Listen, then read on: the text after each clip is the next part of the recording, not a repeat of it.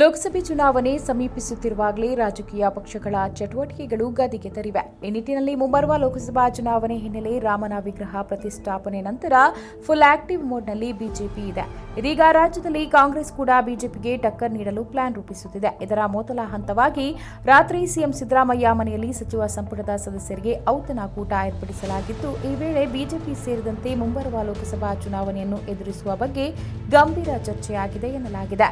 ಲೋಕಸಭಾ ಚುನಾವಣೆ ಹಿನ್ನೆಲೆಯಲ್ಲಿ BJP active ಆಗಿರೋದ್ರಿಂದ ಕಮಲ ಪಾಳಯವನ್ನ ಸಮರ್ಥವಾಗಿ ಎದುರಿಸಲು ಸಿಎಂ ಸಿದ್ದರಾಮಯ್ಯ ಪ್ಲಾನ್ ರೂಪಿಸಿದ್ದು, ಈ ಹಿನ್ನೆಲೆಯಲ್ಲಿ ಮುಂಬರುವ ಚುನಾವಣೆಯಲ್ಲಿ ಬಿಜೆಪಿಯನ್ನ ಕಟ್ಟಿಹಾಕುವ ಬಗ್ಗೆ ಮತ್ತು ಕಾಂಗ್ರೆಸ್ನಿಂದ ಆಗುತ್ತಿರುವ ಎಡವಟ್ಟುಗಳ ಬಗ್ಗೆ ನಡೆದ ಔತಣಕೂಟದಲ್ಲಿ ಗಂಭೀರವಾಗಿ ಚರ್ಚೆ ಮಾಡಿದ್ದಾರೆ ಎಂದು ಬಲ್ಲ ಮೂಲಗಳಿಂದ ತಿಳಿದುಬಂದಿದೆ.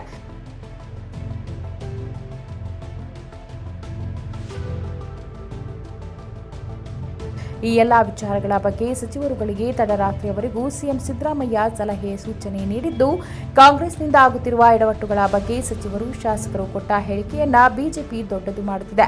ಇದಕ್ಕೆ ಕಡಿವಾಣ ಹಾಕಬೇಕು. ಅನಗತ್ಯ ಹೇಳಿಕೆಯನ್ನ ನೀಡಬೇಡಿ. ಶಾಸಕಾಂಗ ಸಭೆಯಲ್ಲಿ ಶಾಸಕರಿಗೂ ಹೇಳುತ್ತೇನೆ, ನಮ್ಮ ಮಾತುಗಳು ಬಿಜೆಪಿಗೆ ಆಹಾರವಾಗಬಾರದು. ಜೊತೆಗೆ ಅಂಕಿಅಂಶಗಳ ಸಮೇತ ಬಿಜೆಪಿಗೆ ತಿರುಗೇಟು ನೀಡಬೇಕು ಎಂದು ಸೂಚನೆ ನೀಡಿದ್ದಾರೆ ಎಂದು ತಿಳಿದು ಬಂದಿದೆ.